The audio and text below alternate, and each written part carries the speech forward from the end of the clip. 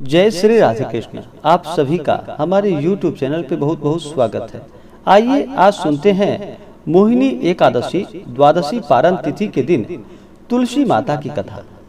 भगवान विष्णु के पूजन में तुलसी माता का बड़ा ही विशेष महत्व माना गया है। भगवान श्री हरि विष्णु के पूजन में तुलसी जी का बड़ा ही विशेष महत्व होता है। भगवान के ऊपर तुलसी पत्र चढ़ाना और नैवेद्य भोग लगाते समय भी भगवान को तुलसी दल चढ़ाया जाता है।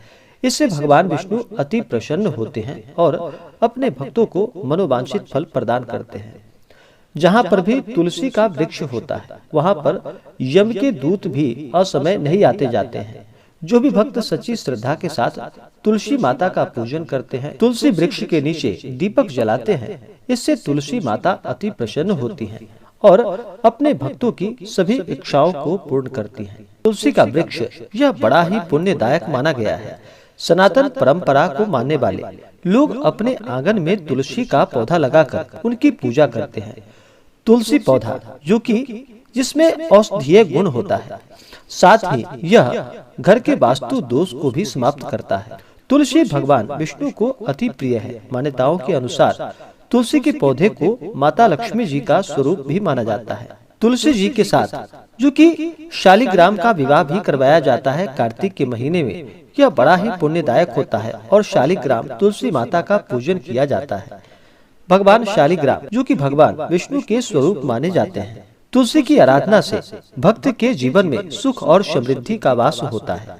तो आइए मोहिनी एकादशी द्वादशी पारण के दिन सुनते हैं तुलसी माता की कथा। अगर आप मोहिनी एकादशी द्वादशी पारणा के दिन ब्राह्मण दक्षिणा, अन्नदान, वस्त्रदान आदि के लिए देना चाहते हो तो आप अपने श्रद्धा और सामर्थ्य के अनुसार हमें डिस्क्रिप्शन में जाकर के वहां से गूगल पे, फोन पे या अकाउंट नंबर के माध्यम से आप हमें ब्राह्मण दक्षिणा प्रदान कर सकते हैं। तो आइए सुनते हैं मोहिनी एकादशी द्वादशी पारण तुलसी माता की कथा।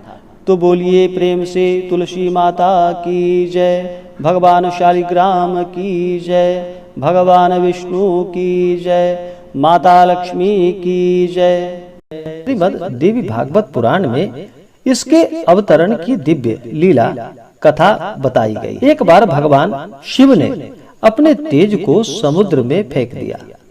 उससे एक महातेजस्वी बालक का जन्म हुआ।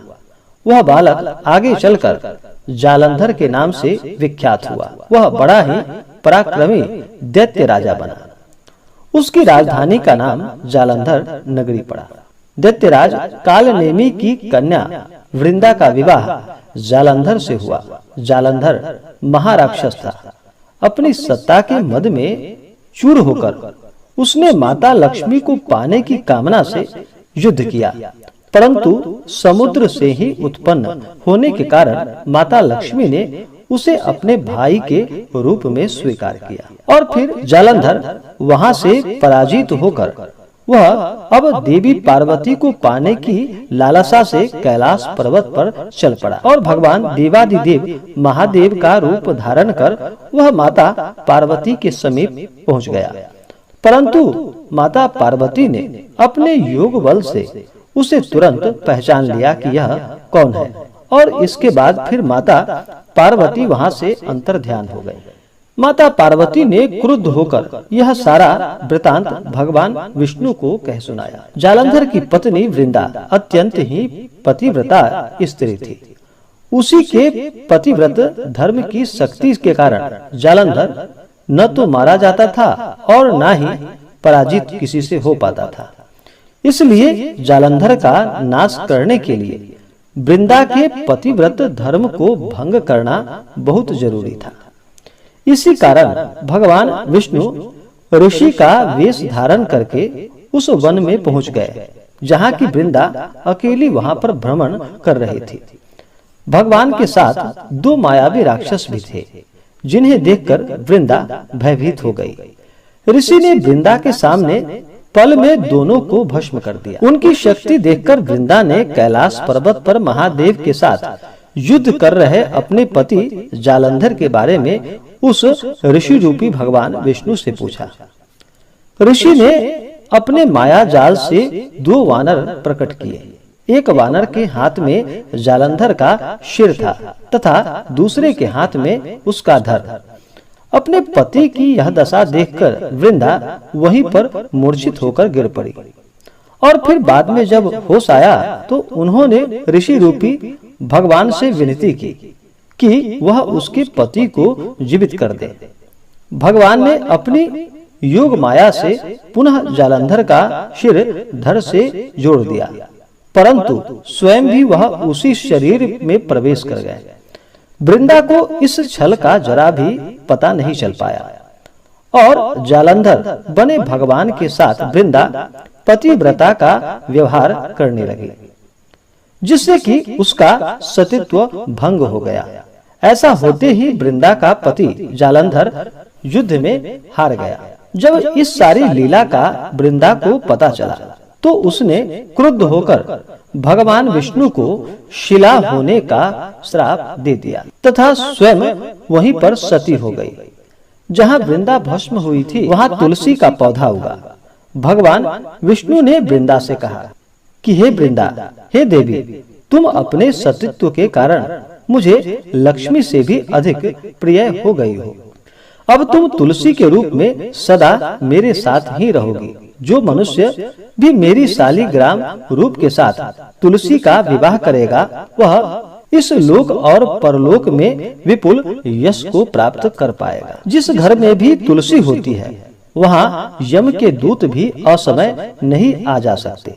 गंगा व नर्मदा के जल में स्नान तथा तुलसी का पूजन बराबर माना जाता है, चाहे मनुष्य कितना भी पापी क्यों न हो। मृत्यु के समय जिसके प्राण मंजरी रहित तुलसी और गंगा जल मुख में रखकर निकलता है वह सभी पापों से मुक्त होकर और अंत में वैकुंठ धाम को प्राप्त होता है। और जो मनुष्य तुलसी व आमलों की छाया में अपने पितरों का श्राद्ध कर्म करता है उसके पितर को भी मोक्ष की प्राप्ति होती है। और तुलसी की कथा सुनने से या तुलसी का पूजन करने से अनंत गुना पुण्य फलों की प्राप्ति होती है। इससे भगवान विष्णु का भी कृपा प्राप्त होता है। तो बोलिए प्रेम से तुलसी माता की जय, भगवान शालिग्राम की जय, भगवान विष्णु की जय, माता लक्ष्मी की जय। इसी प्रकार से जो भी भक्त सच्ची श्रद्धा के साथ नियम और निष्ठा के साथ भगवान श्री हरि विष्णु का पूजन करते हैं, तुलसी माता का पूजन करते हैं, भगवान शालिग्राम का पूजन करते हैं, कथा श्रवण करते हैं, इससे भगवान विष्णु अति प्रसन्न होते हैं तथा तुलसी माता और भगवान विष्णु का आशीर्वाद प्राप्त होता है। तो आशा करता हूँ कि यह जानकारी आपको अच्छा लगा हो। ऐसे ही ज्ञानवर्धक जानकारियाँ प्राप्त करने के लिए हमारे इस चैनल को लाल बटन दबा करके सब्सक्राइब करें, साथ में बेल आइकन घंटी दबाएं ताकि मेरे वीडियो का नोटिफिकेशन आपके पास सबसे पहले पहुंचे। वीडियो को लाइक और अपने मित्रों तथा दोस्तों के साथ शेयर करें। सुखी रहें और स्वस्थ रहें। जय श्री राधे कृष्ण। धन्यवाद।